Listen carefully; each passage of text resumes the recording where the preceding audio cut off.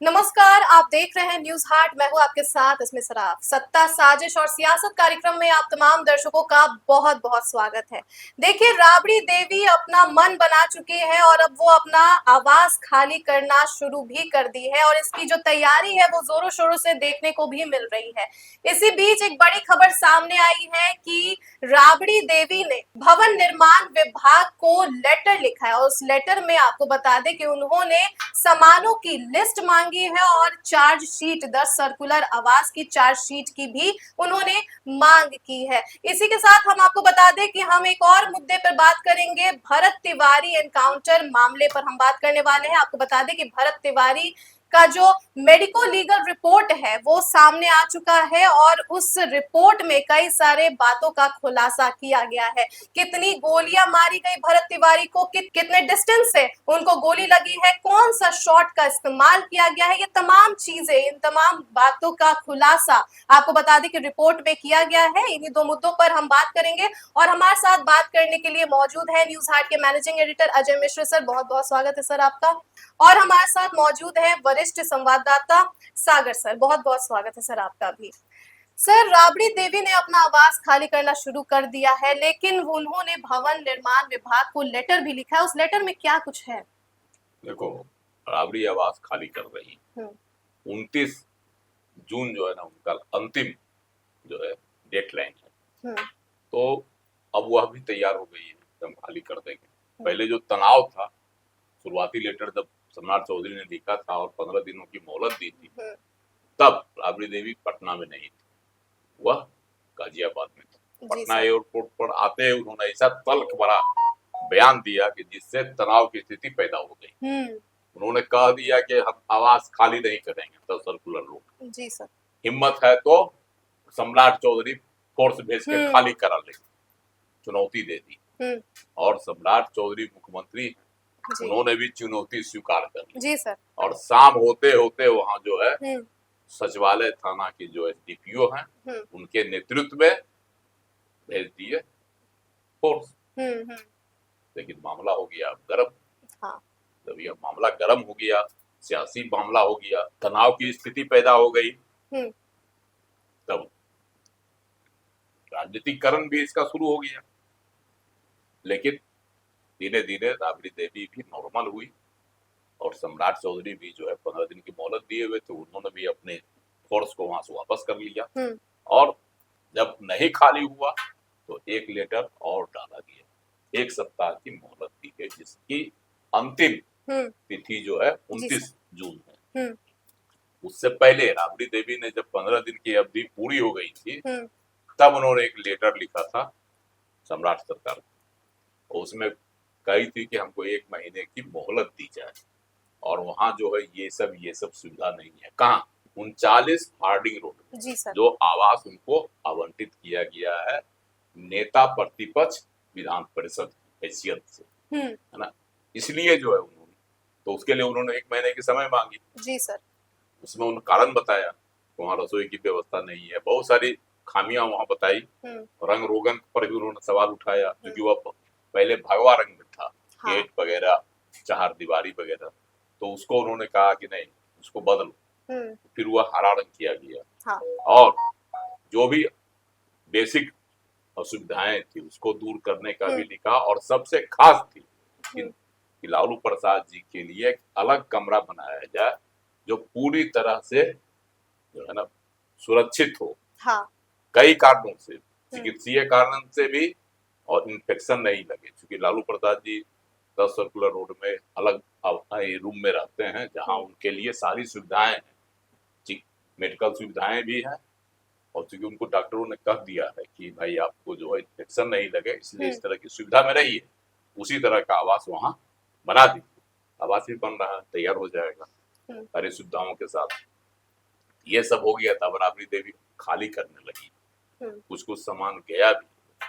तब उन्होंने जो है आज भवन निर्माण विभाग को लिखा।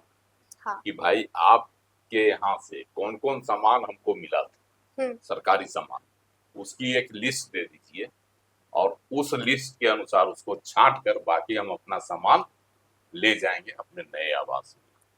तो यह जो है यह तो अच्छी बात है, हाँ जी सर। क्योंकि उसने यह भी कहा कि हमारे जाने के बाद में यह विवाद का मुद्दा नहीं बने, इसीलिए हमने विभाग को चिट्ठी लिखी और चिट्ठी के माध्यम से यह लिस्ट मांगी है कि आपका कौन कौन सा सामान है मेरे आवास, सरकारी आवास में, उसकी लिस्ट दे दीजिए, हम सामान छोड़ देंगे, अपना सामान हम अपना ले जाएंगे।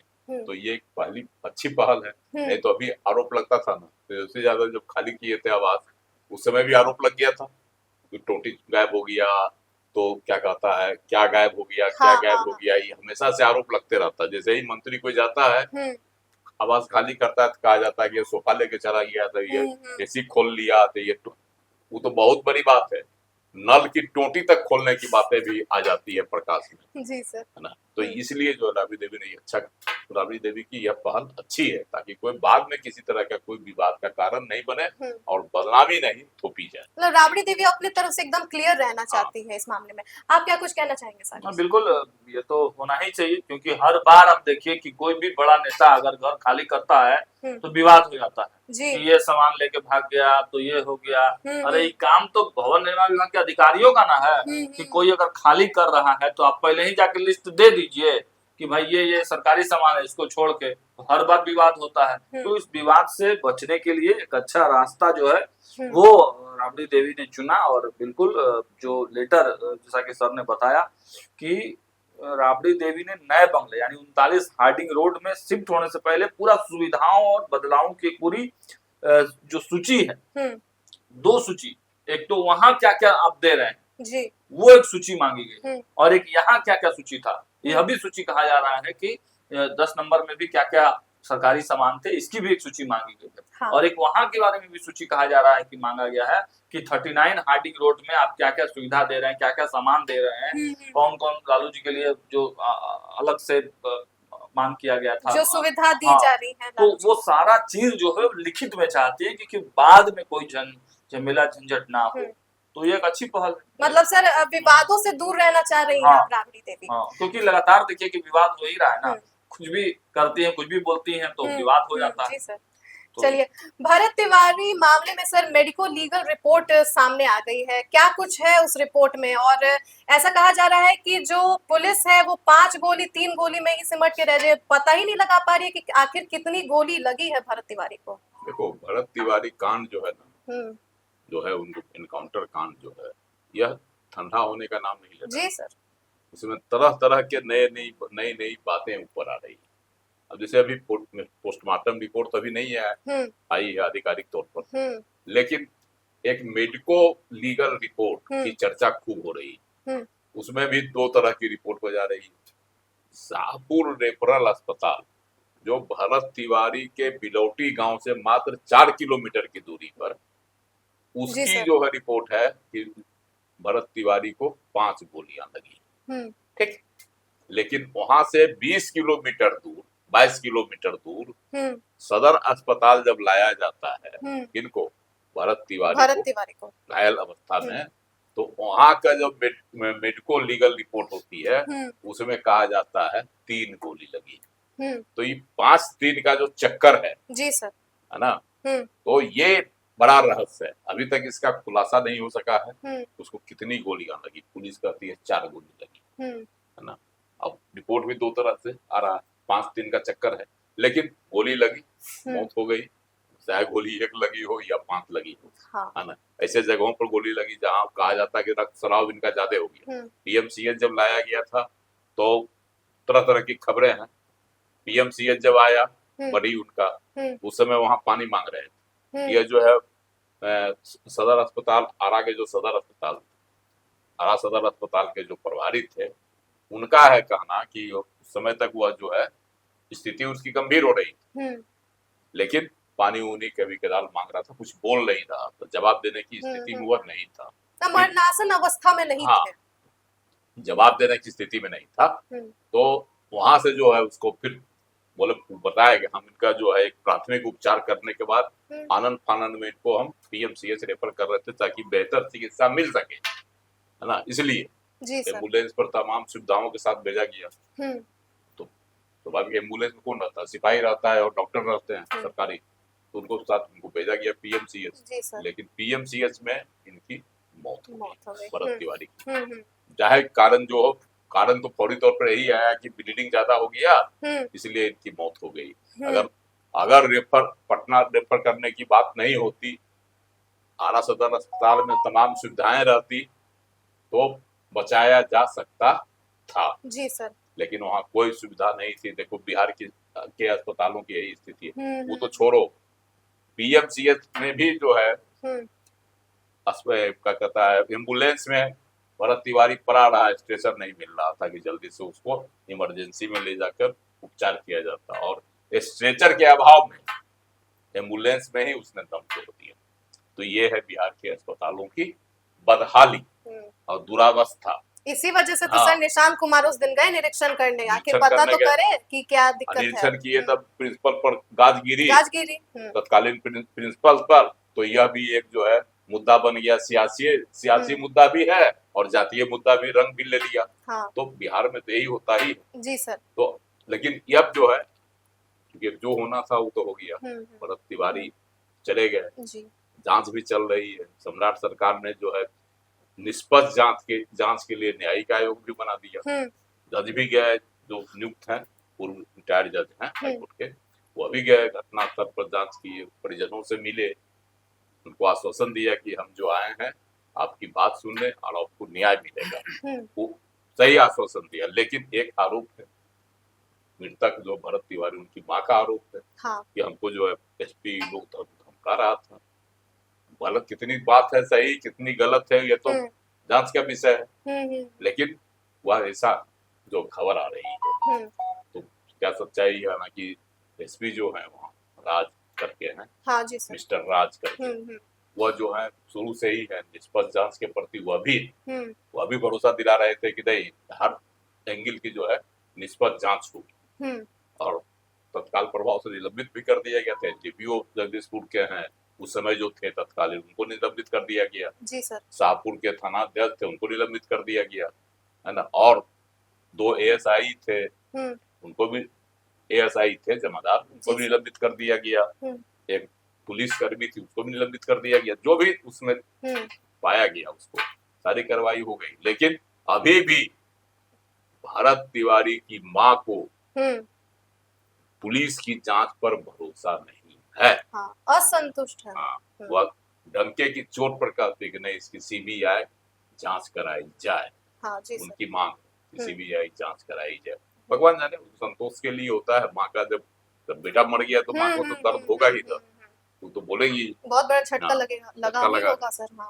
अब इसमें जो है बिहार में तो सियासी बवाल मचा हुआ ही है अपने राज्य में। उत्तर प्रदेश, हरियाणा, यहाँ तक जो है मच गया है बवाल। तो हरियाणा के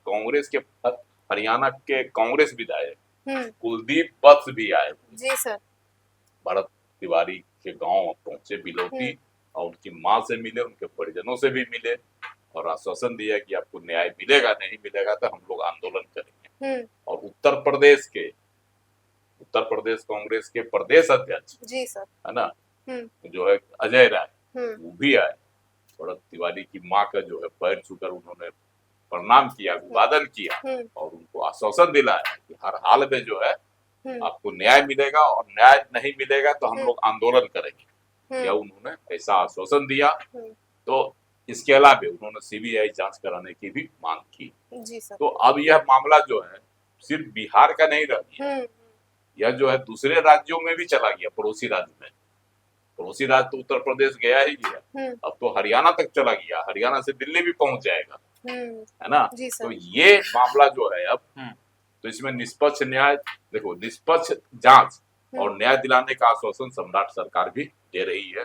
कहीं से भी सम्राट सरकार कहीं से इसमें कोताही बरतने की स्थिति में नहीं है। लेकिन अगर निष्पक्ष जांच इसकी नहीं हुई तो कहीं न कहीं फिर से यह एक सियासी मुद्दा बन सकता है, खास करके उत्तर प्रदेश में। जी सर, आप क्या कुछ कहेंगे सागर सर?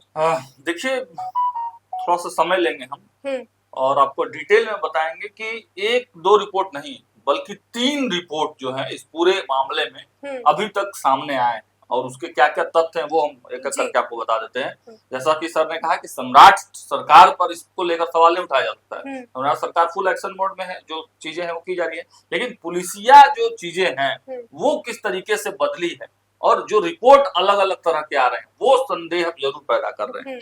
तो देखिए 3 रिपोर्ट, पहला 2 रिपोर्ट MLR है, MLR यानी medical legal report. Medical legal report तब बनता है जब मामला इस तरह का हो जो लीगल हो, जो पुलिस के संज्ञान वाला मामला हो। उस समय जैसे इंजरी रिपोर्ट भी इसको कॉमन भाषा में, पुलिस की भाषा में कहते हैं। हाँ, तो पहला MLR जो है वो बना शाहपुर रेफरल।